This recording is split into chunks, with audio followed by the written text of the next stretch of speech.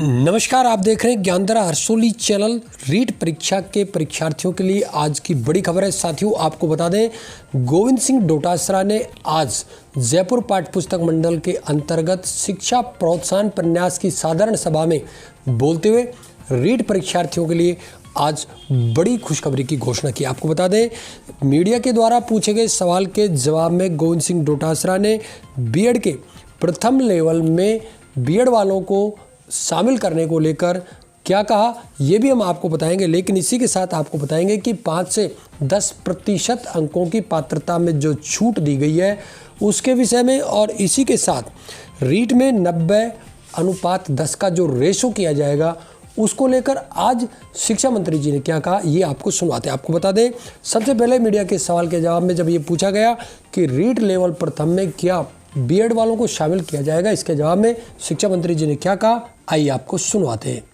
बात इसी में रीट में यही आ रही थी कि जो लेवल 1 है उसके अंदर बीएड को भी शामिल किया जा रहा है, जिस पर जो एसटीसी वाले हैं वो विरोध कर रहे हैं। देखिए, एनसीटी की गाइडलाइन की अक्सर से पालना करनी होती है किसी भी राज्य में। एनसीटी की जो भी गाइडलाइन होगी इसके बारे में बीएड को करने की नहीं करने की, उस एनसीटी की गाइडलाइन का पालन किया जाएगा। इसी के साथ आपको बता दें, 5 से 10% पात्रता में अंकों की छूट की जो बात कही गई थी उसको लेकर जब सवाल पूछा गया तो शिक्षा मंत्री जी ने मीडिया के सवाल को जवाब में कहा कि 5 से 10% जो अंकों की छूट है वो नियम के अनुसार पात्र अभ्यर्थियों को दी जाएगी। आइए आपको सुनवाते हैं शिक्षा मंत्री जी ने क्या कहा। अंकों में रियायत दी गई है 5 से लेकर 20%, लेकिन टीएसपी के कई ऐसे क्षेत्र हैं जहां पर जो वर्ग हैं उसमें निर्धारण नहीं है। जैसे डूंगरपुर उदाहरण एक बात करते हैं, वहां ओबीसी को जनरल के बराबर रखा जाता है, तो ऐसे में क्या उनको रियायत मिलेगी? साथ ही एमबीसी में जनरल तो आ जाता है लेकिन वहाँ ओबीसी को रियायत नहीं है। देखिए, वहाँ के लिए गजट नोटिफिकेशन महामहिम राज्यपाल के द्वारा निकाला गया है, तो उन लोगों को किसको क्या रियायत मिलेगी उसमें हमारा विभाग कुछ भी नहीं कर सकता। उसमें जो महामहिम राज्यपाल से जो नोटिफिकेशन तत्कालीन सरकार के समय निकला हुआ है उसी के ऊपर हमको चलना पड़ेगा। और मोटा मोटी जो शिक्षक पात्रता परीक्षा होती है या सिलेक्शन होता है उसमें जो एनसीटी की गाइडलाइन है वो हमारे लिए मैंडेटरी है। तो एनसीटी की गाइडलाइन से हम इधर उधर नहीं जा सकते। एनसीटी ने हमको ये जो रिलैक्सेशन देने का जो हमको अधिकार राज्यों को दे रखा है उस अधिकार का उपयोग किया गया है।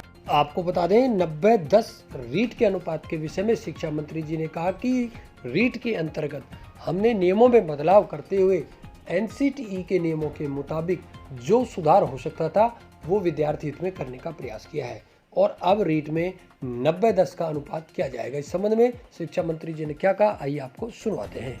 अभी एक बड़ी रियायत दी गई है। लंबे समय से बेरोजगार मांग कर रहे थे कि 90:10 किया जाए। रीट के जो अंतिम चयन है उसको लेकर भी एक बड़ी राहत दी गई है विभाग।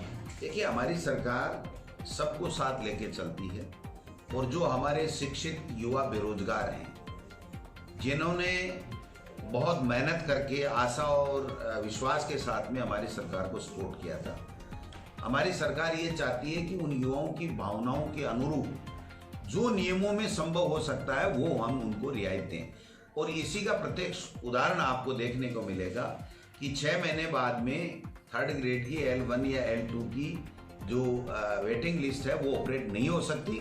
लेकिन माननीय मुख्यमंत्री जी ने आगे बढ़ करके ये कहा कि हमारे बेरोजगारों के सपनों को पंख लगे, उनको निराशा नहीं हो, इसलिए नियमों में स्थिरता देते हुए भी 3rd ग्रेड की L1 और L2 की जो वेटिंग लिस्ट है वो जारी करने का सरकार ने निर्णय लिया है। और आज जो ये निर्णय रीट के लिए लिया गया है, मुख्यमंत्री जी ने स्वयं ने 25 अप्रैल की डेट भी तय कर दी है, और इसके साथ साथ काफ़ी रियायतें दी गई हैं। और ये 90:10 का जो रेशियो है ये भी हमारे शिक्षित राजस्थान के युवा बेरोजगारों की मांग के ऊपर नियमों के मुताबिक संशोधन किया गया है।